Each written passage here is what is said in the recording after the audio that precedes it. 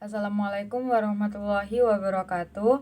Perkenalkan, nama saya Diana Fadilatul Syifa dari IPS 2 dengan NIM 22210109008. Langsung saja dari buku Samudra, bab 4, Laut sebagai tanda kemahakuasaan Allah. Laut merupakan salah satu tempat manusia mencari penghidupan. Laut tampak tak bertepi, kedalamannya bisa mencapai ribuan meter dan menyimpan air yang tak terhitung volumenya. Keanekaragaman hayati dan bahan mineral yang disimpan di bawah permukaan laut tak terbayang jumlahnya. Makhluk hidup seperti ikan terus bereproduksi dalam jumlah yang sangat banyak untuk menyediakan mata rantai makanan bagi aneka makhluk, termasuk manusia. Walaupun terjadi saling memangsa, itu tidak seharusnya dilihat sebagai bentuk sadisme, melainkan suatu mekanisme yang dibuat oleh Allah agar keseimbangan hidup di alam tetap berlangsung.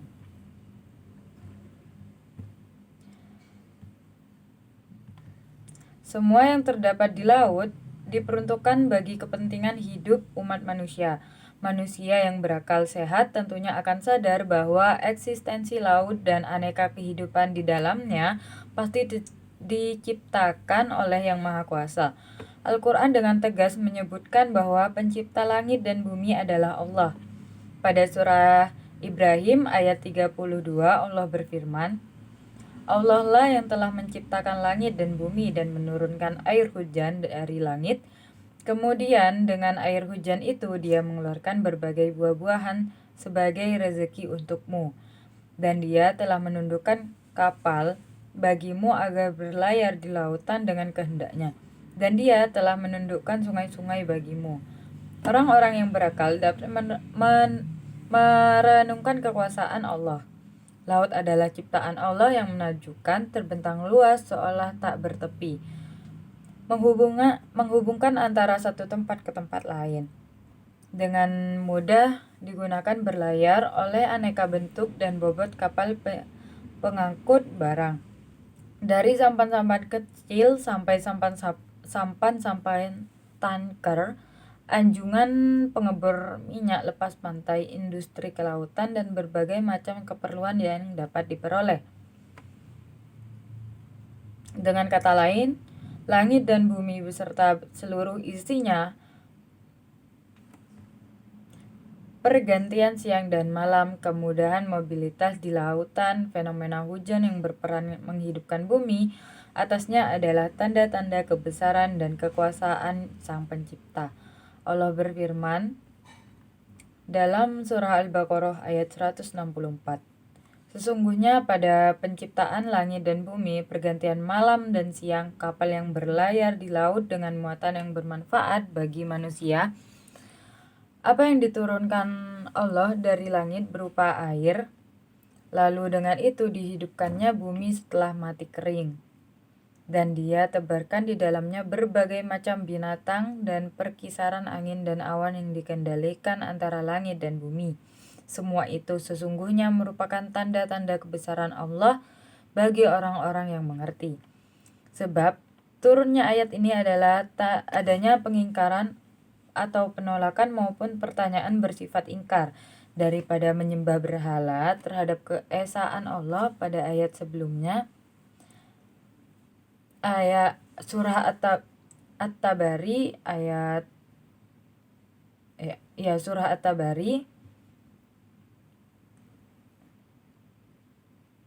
dengan sendirinya menjadi jawaban sekaligus menjadi hujah yang sangat jelas terhadap penolakan Islam pada keyakinan politeisme atau syirik dan memperkenalkan tauhid murni. Hanya Allah satu-satunya yang menciptakan seluruh alam ini dan mengaturnya sedemikian rupa sehingga manusia dengan mudah mengambil manfaat sebesar-besarnya dan mengambil pelajaran dari keteraturan alam tempat mereka hidup dan mencari penghidupan. Fenomena laut hanyalah satu dari sekian banyak fenomena alam yang menakjubkan. Sepanjang manusia mau memfungsikan akalnya dengan baik untuk memikirkan betapa rumit dan teraturnya alam sekitarnya. Maka sepanjang itu pula ia akan membimbing sampai kepada pencipta Al-Khalid. Terpikirlah oleh kita bahwa volume air laut yang senantiasa bergerak dan dapat memudahkan mobilitas di dalam dan di permukaannya, dan untuk menjaga suhu tetap stabil sehingga tidak ada lapisan yang panas terus-menerus, serta mampu membersihkan berbagai limbah alam yang masuk ke laut. Makhluk berjasad renik baik di darat maupun di laut, bahkan beberapa di antaranya harus diperbesar beribu-ribu kali di bawah mikroskop untuk dapat dilihat wujud aslinya. Hal menakjubkan yang disebutkan dalam Al-Quran adalah fenomena pertemuan dua laut dengan karakteristik berbeda. Masing-masing tetap pada karakteristiknya meskipun secara kasat mata bercampur dengan deburan gelombang. Terdapat beberapa ayat yang menjelaskan hal ini, antara lainnya adalah surat Al-Furqan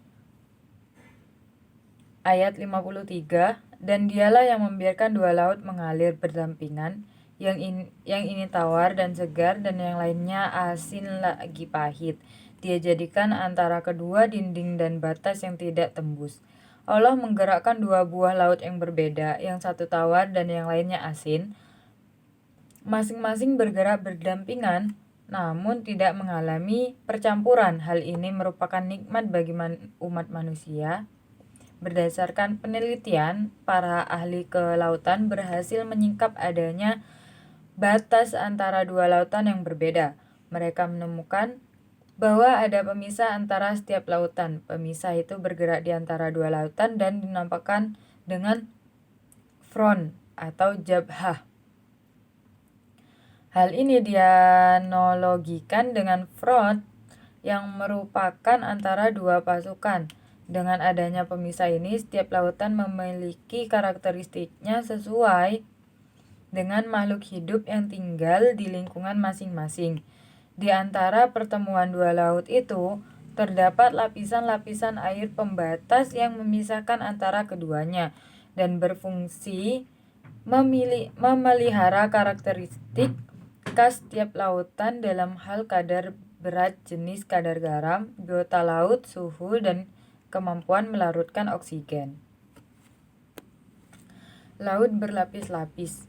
Dalam surah An-Nur ayat 40, Allah berfirman, keadaan orang-orang kafir seperti gelap gulita di lautan yang dalam, yang diliputi oleh gelombang demi gelombang. Di atasnya ada lagi awan gelap. Itulah gelap gulita yang berlapis-lapis. Apabila dia mengeluarkan tangannya, hampir tidak dapat melihatnya. Barang siapa tidak diberi cahaya atau petunjuk oleh Allah, maka dia tidak mempunyai cahaya sedikit pun. Ayat di atas menyebutkan bahwa pada kondisi laut yang gelap gulita terdapat gelombang yang berlapis. Air laut itu homogen karena densitas air laut bervariasi dari permukaan sampai ke dasar laut. Sekian dari saya, bila ada salah mohon maaf. Wassalamualaikum warahmatullahi wabarakatuh.